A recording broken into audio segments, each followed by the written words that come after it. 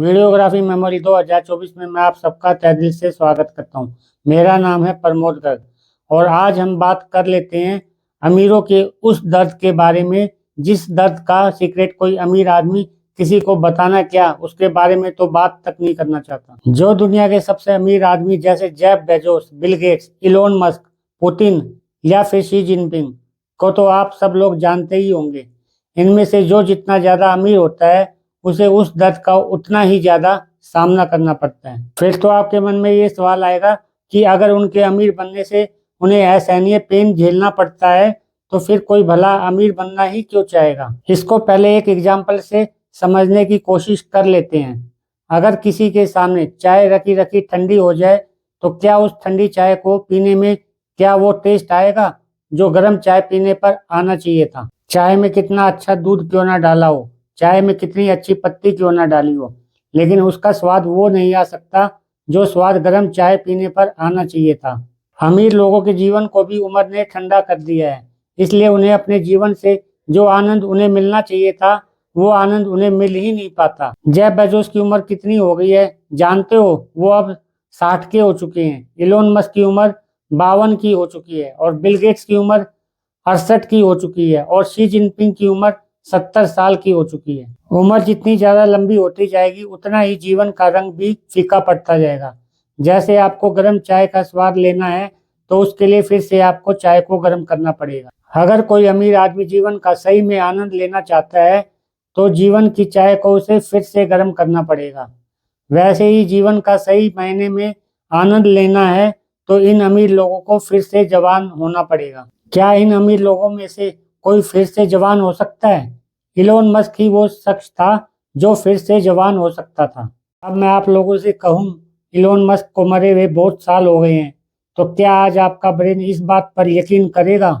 और अगर ब्रेन यकीन नहीं करे तो इसका मतलब तो ये हुआ ना, फिर वो एक झूठ बात है। लेकिन आपके दिमाग के लिए मेरे पास इसका भी एक सही जवाब है और उस जवाब को जानने के बाद आपका ब्रेन भी इस बात पर आसानी से यकीन कर लेगा कि इलोन मस्क मर चुका है। अच्छा एक बात बताओ, आप लोगों के दिमाग की कैपेसिटी कितनी है? आपने शायद उस बारे में अभी तक सोचा ना हो।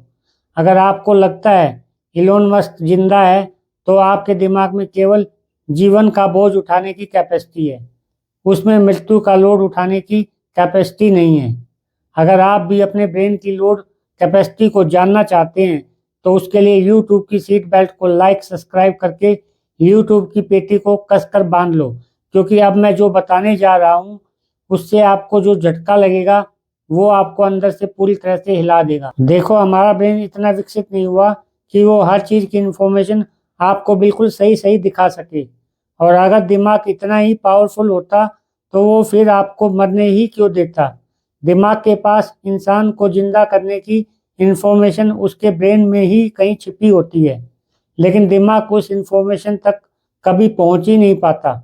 अगर पहुंच पाता तो इंसान का ब्रेन उस इंफॉर्मेशन से मरे हुए इंसान को फिर से जिंदा कर देता। अगर वैज्ञानिकों को पता भी चल जाए कि फिर से जिंदा होने की इंफॉर्मेशन दिमाग में कहाँ छुपी हुई है, उसके बावजूद भी आपका दिमाग अंदर से इतना कमजोर होता है, उस कमजोरी के कारण दिमाग की वहां तक पहुंचने की हिम्मत तक नहीं होती। इसलिए जीवन और मृत्यु को जानने की कैपेसिटी हर एक इंसान के ब्रेन में नहीं होती। इसको समझने के लिए मनुष्य को किसी दूसरे ब्रेन का सहारा लेना पड़ता है।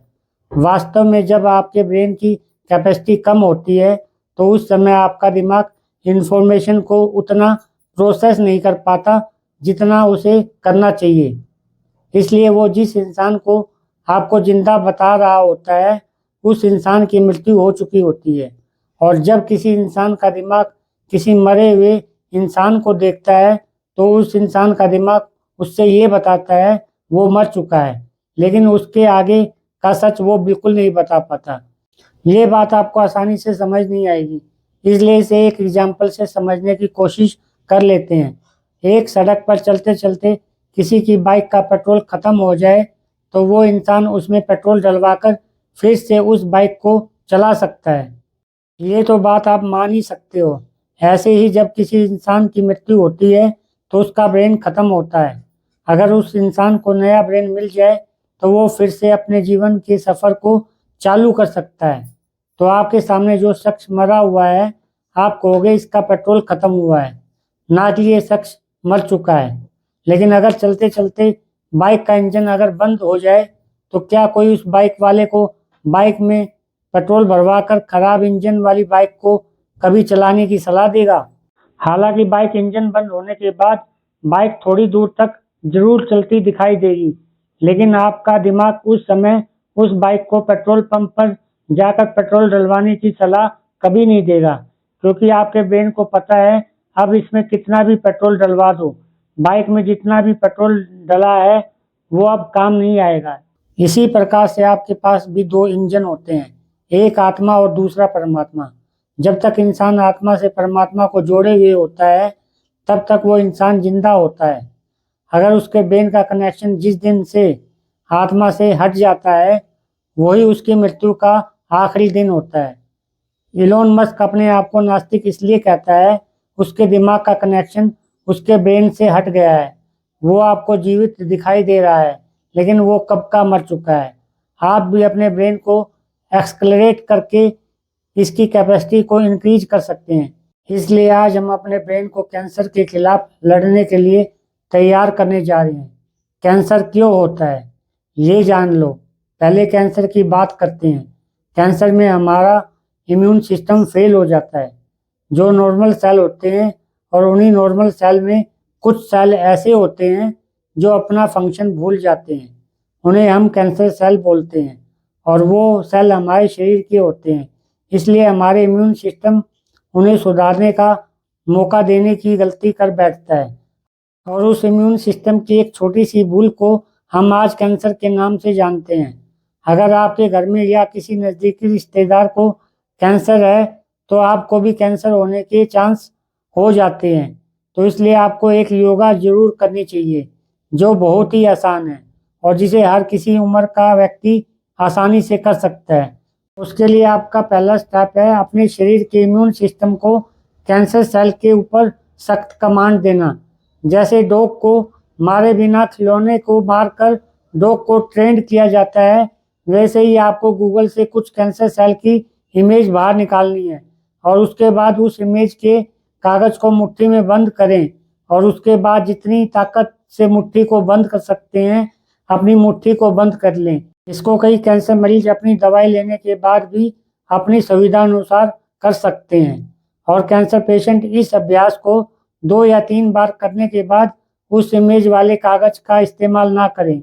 उसकी जगह शरीर में जहाँ पर भी कैंसर है उसकी इमेज को मुट्ठी में मन से क्रिएट करें और मन से क्रिएट की गई इमेज को पूरी ताकत से मन से मसल दें और हो सकता है सोए हुए इम्यून को इससे बहुत बुरा सपना आ जाए और वो गहरी नींद से जग जाए और आपके जो लाखों रुपए हॉस्पिटल में लगने वाले थे वो भी बच जाएं।